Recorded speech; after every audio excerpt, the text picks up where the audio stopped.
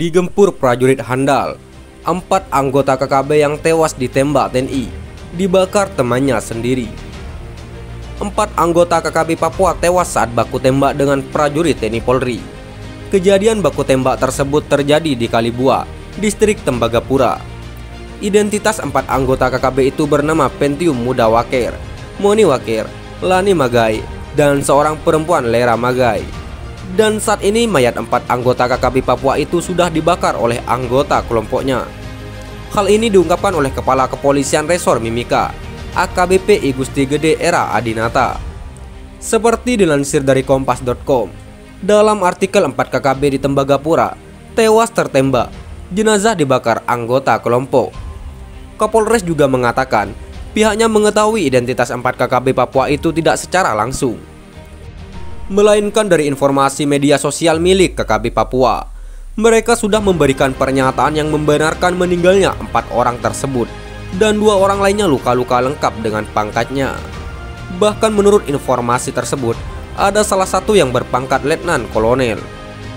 Bahkan jenazah berjenis kelamin perempuan itu pangkatnya letnan kolonel, kata Era, mengutip Antara.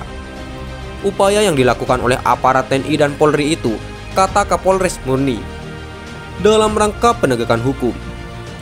Ini karena kelompok tersebut merupakan pelaku utama yang menembaki mobil patroli Polsek Tembagapura. Masih ada juga kelompok lain yang terlibat. Kami tidak bisa secara langsung menguasai semua wilayah, harus secara bertahap satu demi satu. Kalau mereka melakukan perlawanan, tentu kami akan melakukan tembakan balasan, ujarnya.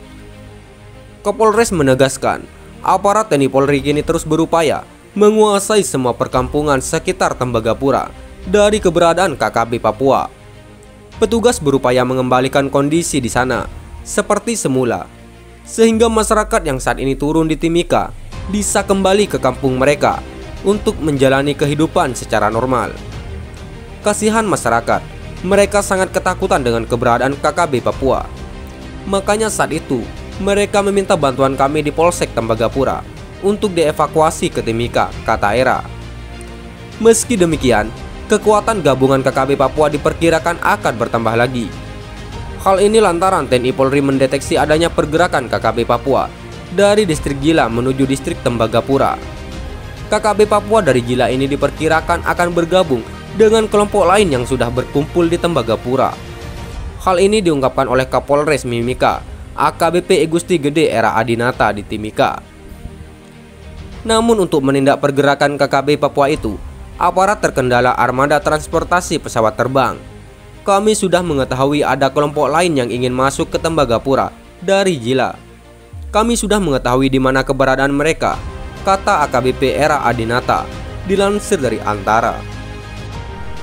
Polres Mimika telah meminta bantuan tambahan personel guna melakukan penyekatan di beberapa titik agar KKB Papua itu tidak masuk ke kawasan Tembagapura dan bergabung dengan kelompok lain. Keberadaan KKB di distrik Gila diketahui saat terjadi penembakan terhadap pos pengamanan daerah rawan atau Pemrahwan pada Senin dini hari. Baku tembak tersebut yang menewaskan seorang prajurit TNI, Sersan Kepala Anumerta Laungge, anggota Koramil 171005 Gila. KKB Papua Lekagak Telenggen dan Joni Botak bakar gereja. Viral sebuah kabar yang mengungkapkan aksi keji kelompok kriminal bersenjata atau KKB Papua berani membakar gereja. Kabar viral itu menyebut kalau KKB Papua, pimpinan Lekagak Telenggen, dan Joni Botak membakar gedung gereja Kemah Injil Indonesia atau GKII Jemaat Sinai, Kampung Opitawak, distrik Tembagapura.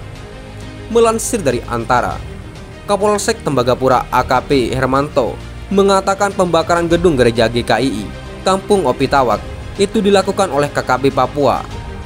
Semenjak terjadi kontak tembak dengan aparat TNI dan Polri, KKB Papua diketahui menjadikan gedung gereja itu sebagai pos untuk bersembunyi dari kejaran aparat.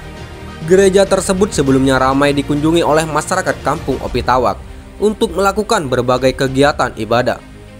Tapi sudah beberapa pekan belakangan, semenjak KKB Papua menebar teror di wilayah tersebut, masyarakat akhirnya harus mengalah, kata AKP Hermanto.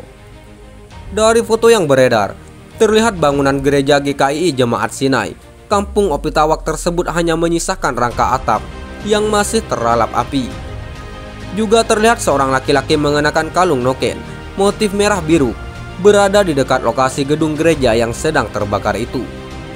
AKP Hermanto mengatakan, KKB Papua yang beberapa waktu terakhir memasuki kampung-kampung di sekitar kota Tembagapura tidak memiliki tempat tinggal tetap.